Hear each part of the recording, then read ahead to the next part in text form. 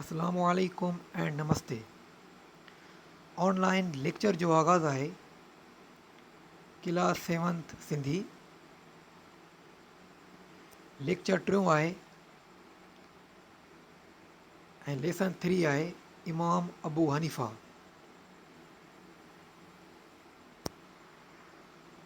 यह सिख्या जी हासिलात इस्लामी मुशाहिर बाबति ॼाणणु, लफ़्ज़नि जी माना लिखी जुमलनि में कमु आणणु, लफ़्ज़नि जा ज़िद लिखणु, हर्फ़ जर जो इस्तेमालु करणु। इहे टॉपिक आहिनि जंहिंजे बारे में पाण पढ़ंदासीं, ॼाण हासिलु कंदासीं।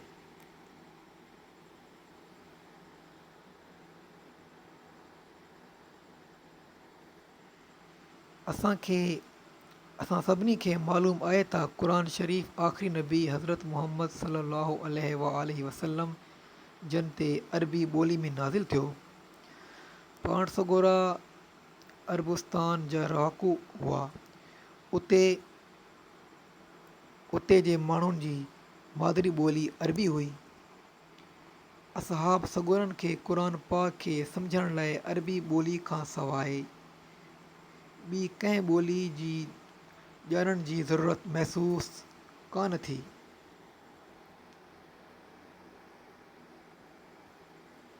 वेतर पैगम्बर सॻोरे जी खेनि सोबत ऐं ज़ियारत नसीब थी, तंहिं करे खेनि क़ुर पाक जी सम्झण ऐं वधीक सवलाई थी। हिन सिलसिले में खेनि का ॾुखियाई थींदी हुई त रसूल पाक सल्लल्लाहु अलैहि वसल्लम खां पुछी वठंदा हुआ।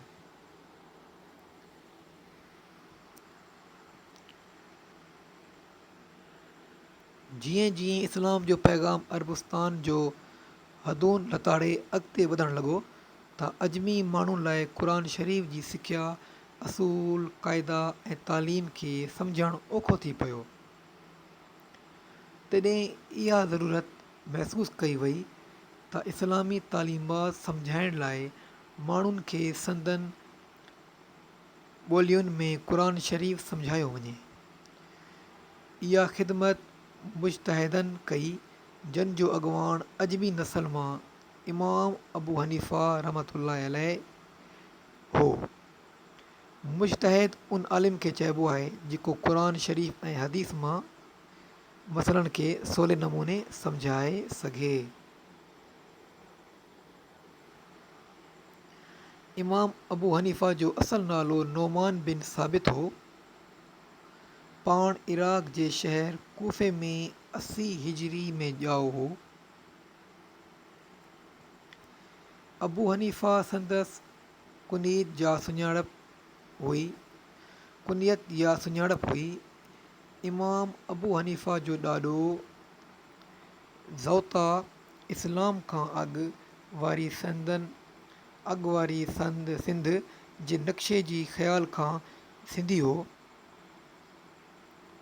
ज़ौता इस्लाम खां अॻु वारी सिंध जी नक्शे जे ख़्याल खां सिंधी हो।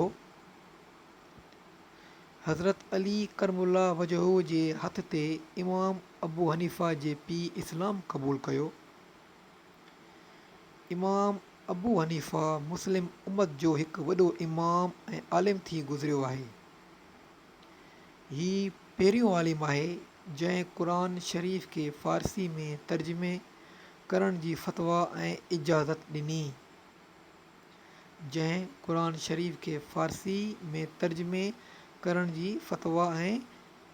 ॾिनी।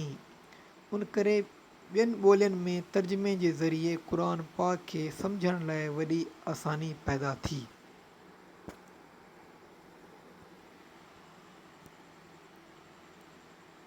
क़ुर पाक अरबी ॿोली में लथो ऐं रसूल पाक सल्लल्लाहु अलैहि वसल्लम जन बि अरबी ॿोली ॻाल्हाईंदा हुआ। उन करे मुसलमान उम्मत ते अरबी ॿोली ॼाणणु ज़रूरी आहे त जीअं उहे क़ुर शरीफ़ जी तिलावत करे उन जी माना सम्झी सघनि। क़ुर पाक जे तर्जुमे जो मुख्य मक़सदु इहो वञी बीठो त क़ुर शरीफ़ जी ॿोली खे सम्झण में मुहारत हासिलु थिए ऐं उन जी बरकत सां हर मुसलमान क़ुरान पाक जी अज़मत ऐं फ़ाइदनि खां वाक़िफ़ थिए।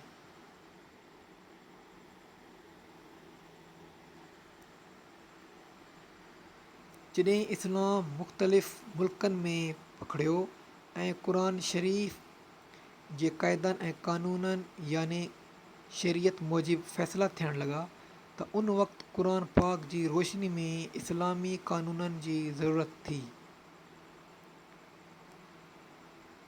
उन ॾिस में सभ खां औलियत इमाम अबू हनीफ़ा जे हनफ़ी फ़िक़ा याने इस्लामी क़ानूननि जे इमाम अबू हनीफ़ा वारे सम्झाणी खे हासिलु आहे।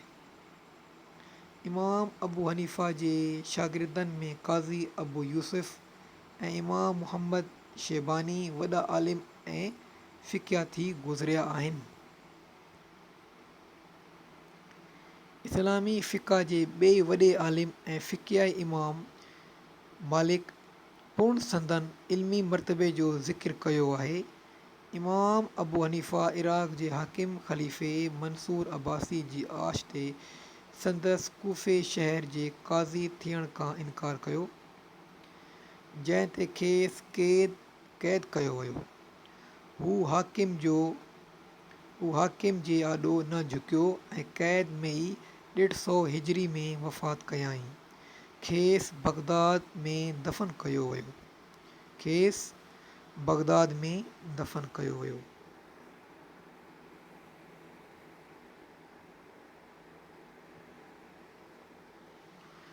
हेठि ॾिनल सवालनि जा जवाब ॾियो। सवाल नंबर पहिरियों आहे, इमाम अबू हनीफ़ा जो असुलु नालो छा हो? इमाम अबू हनीफ़ा जो असुलु नालो छा हो? सवाल नंबर ॿियों आहे, इमाम अबू हनीफ़ा किथे ॼाओ?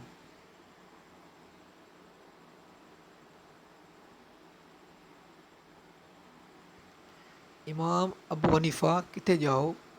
सवाल नंबर टियों आहे, क़ुरान शरीफ़ खे ॿियनि ॿोलियुनि में तर्जुमे करण जी इजाज़त ऐं फ़तवा कंहिं ॾिनी? क़ुरान शरीफ़ खे ॿियनि ॿोलियुनि में तर्जुमे करण जी इजाज़त ऐं फ़तवा कंहिं ॾिनी?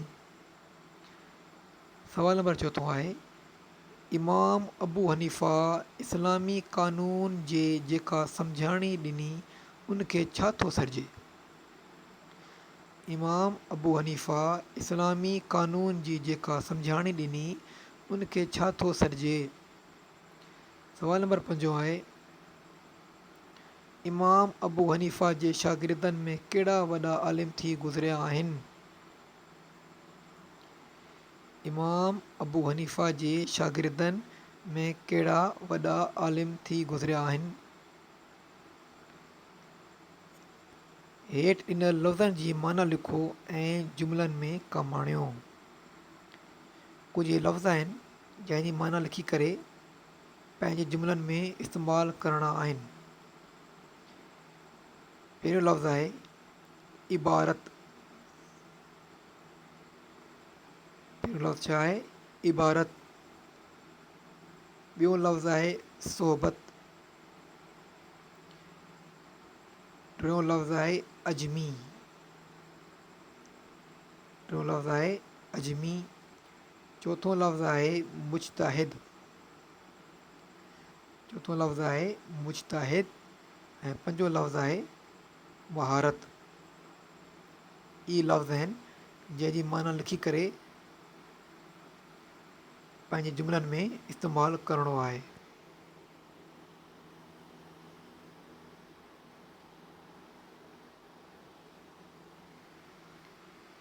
हेठि ॾिनल लफ़्ज़नि जा ज़िद लिखो।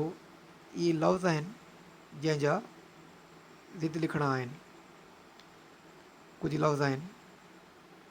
लफ़्ज़ पहिरियों आहे आख़िरी। ॿियो लफ़्ज़ आहे आसान। टियों लफ़्ज़ आहे औखो। चोथों लफ़्ज़ आहे इनकार। पंजो लफ़्ज़ आहे हाकिम।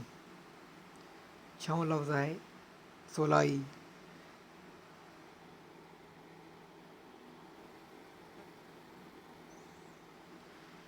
हेठि ॾिनल ख़ाल भरियो। ख़ाल पहिरियों आहे क़ुरान शरीफ़ जे क़ाइदनि या इस्लामी क़ानूननि खे देश चइबो आहे। डिश नंबर ॿियो आहे फ़िक़ाए हनफ़ी जो इमाम देश आहे।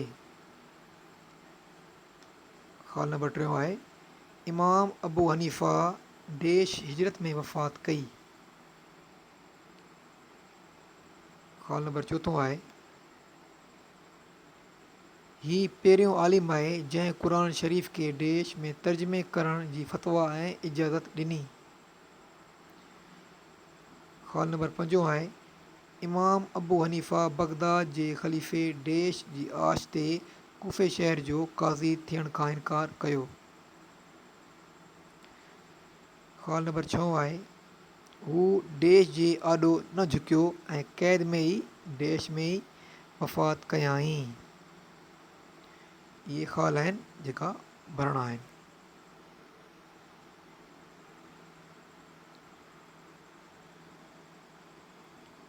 ते ऐं खे हर्फ़ जर आहिनि। अवां इहे लफ़्ज़ पंहिंजे जुमलनि में इस्तेमालु करियो। ते ऐं खे हर्फ़ जर आहिनि। इहे हर्फ़ जर थींदा आहिनि।